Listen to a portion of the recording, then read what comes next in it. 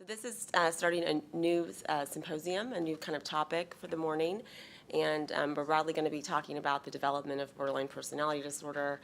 I'm going to be talking with you about the course of borderline personality disorder from adolescence through young adulthood, and then you'll hear about some other developmental transitions from Dr. Zanarini and Dr. Altman's subsequently. So here's what we currently kind of know about the developmental course of borderline personality disorder from middle to late childhood through young adulthood. And what we know about the development and course of borderline personality disorder is based on data analytic approaches that use age-based trajectories. So what I mean by that is, we're analyzing symptom outcomes, BPD symptom outcomes by age. Right? Within individuals by age. And so that's been the distinguishing feature here that I want to highlight. And so what we've learned from, about 15 years now of a large body of research that's been investigating risk factors for the development of borderline personality disorder is that there are, a set of risk factors that do predict an increase in what we would expect to see in this developmental transition from adolescence through young adulthood. So what we would typically see is a decline in BPD symptoms. But if a child has high levels of emotional reactivity, then their trajectory would be deflected more upward. We also know even more complex processes, like when they're embedded in an environment of family adversity, that can further exacerbate the symptom trajectory from adolescence through young adulthood. And so we know several things like this. So what this research has really helped us to understand is that borderline personality disorder, as Carla mentioned earlier, is, it walks like BPD in adults, it talks like BPD in adults, and so we do have strong validity for the diagnosis of BPD in adolescents as a function of this. Now, what it also highlights is that these are your usual cast of characters, right?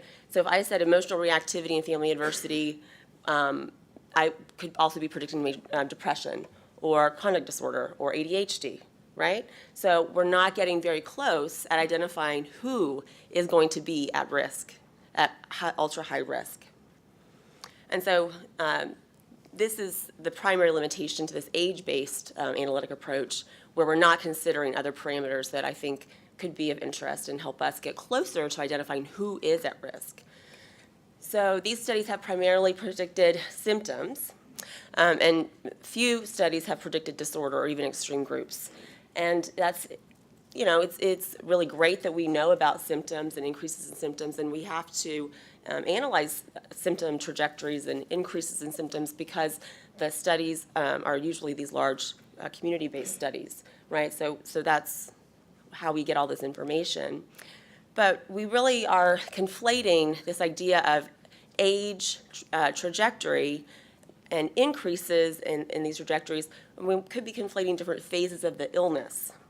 So it could be that one child in this study, just onset last year, whereas another, same age child has had the symptoms for 4 years. And when you're just considering the age of the child over time, you're not considering these factors of, how long the symptom may have been online for this kid. When did they onset, and how does that impact? And so it's really important to consider these things, because if we want to move towards prevention of BPD, we need to understand how to predict its onset. If we can't predict its onset, then we can't prevent it. What are we preventing? So, and the other thing that we've learned from this is that the risk processes that are in place to predict borderline personality disorder are very similar to the ones that have been identified for other child internalizing and externalizing psychopathology. Now, that's very important because, it establishes the validity of the diagnosis in adolescence, right? So that's very important. But now we need to look at more specific processes, because if we want to identify which child is going to be at risk and needs an early intervention program, then we need to know how to identify that ultra high risk child or adolescent as they transition to young adulthood. So in moving forward, I think it's really important to consider the developmental stage of the illness along with the age in these cohort studies. And that will allow us to identify more specific precursors or signs and symptoms that can be specific to BPD. And as it kind of is related to what Mark was talking about just a few sessions ago, that if we can identify a couple of early signs and symptoms that can predict really high risk and specific risk to BPD, like in the next year, then we can identify an ultra high risk clinical group that would then be appropriate for early intervention. And so that's what I'm most interested in right now.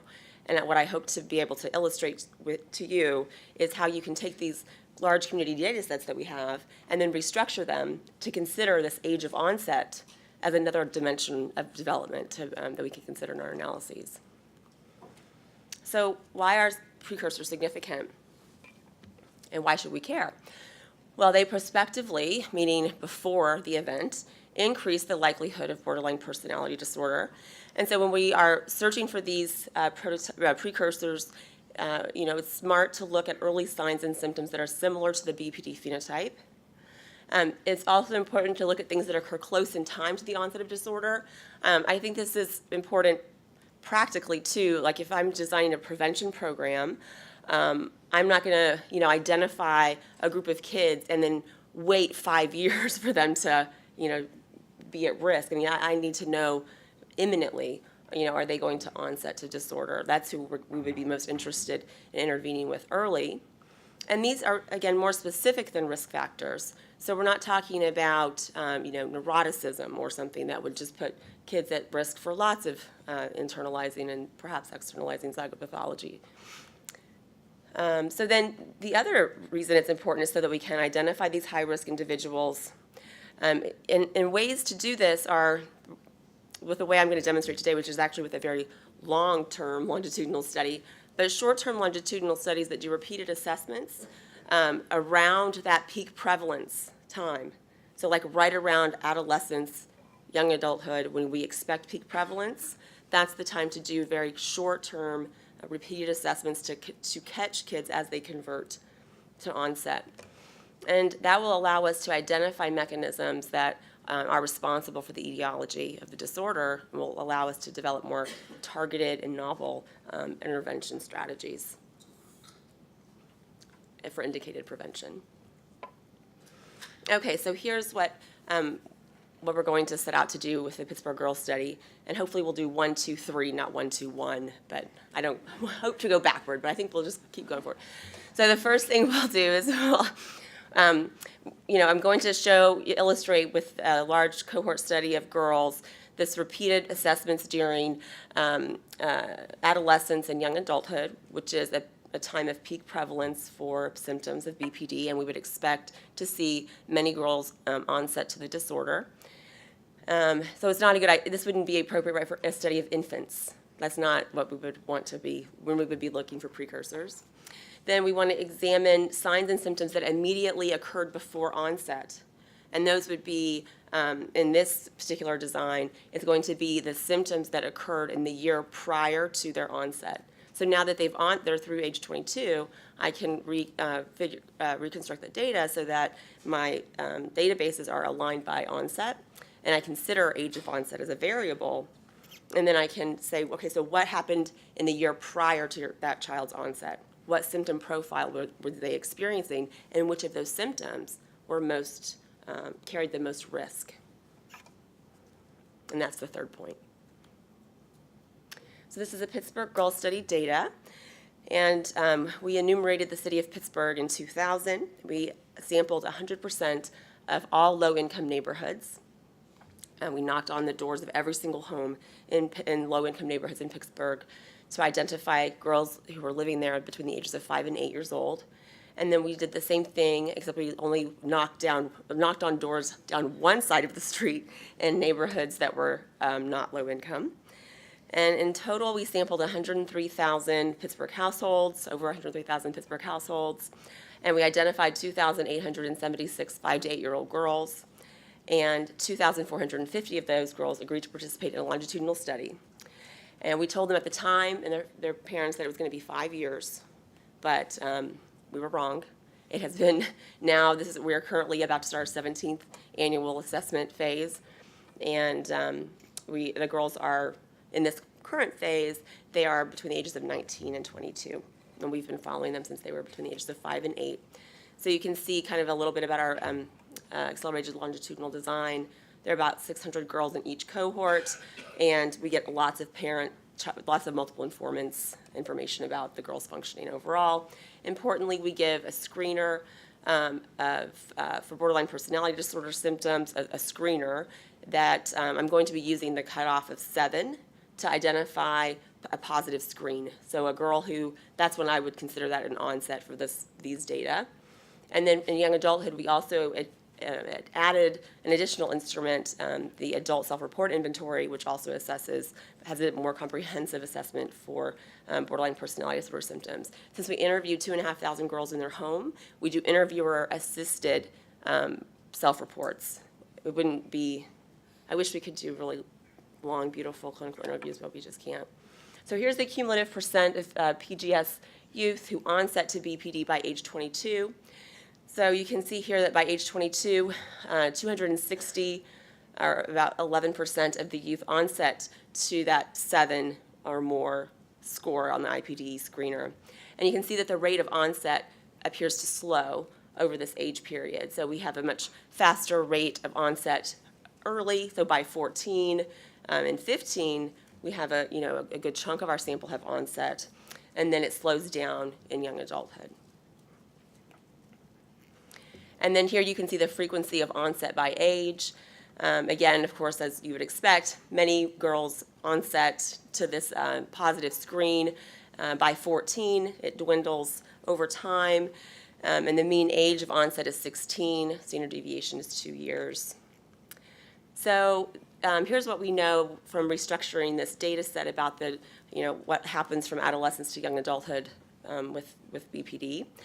And okay, so the time from first symptom onset, so the exposure to first symptom to the clinical 7 cutoff, is 5 years, and the standard deviation is 1.4 years. That's a pretty long prodromal period, right?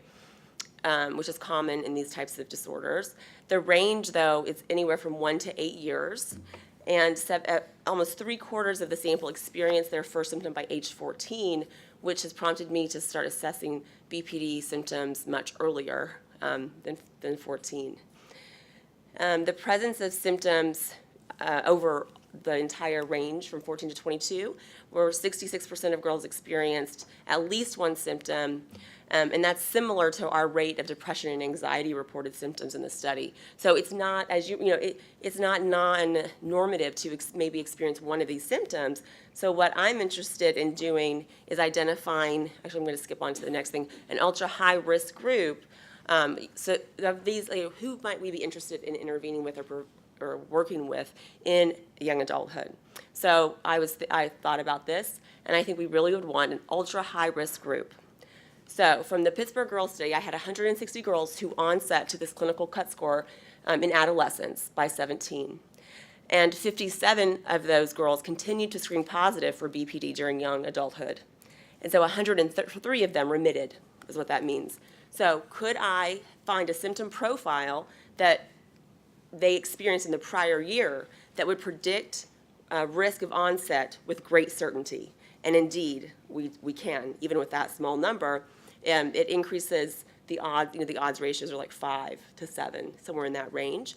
If you have threatened suicide in the past year, felt empty much of the time, and had frequent temper tantrums and anger, those 3 are a really nice way to, in this sample, to predict onset in the next year.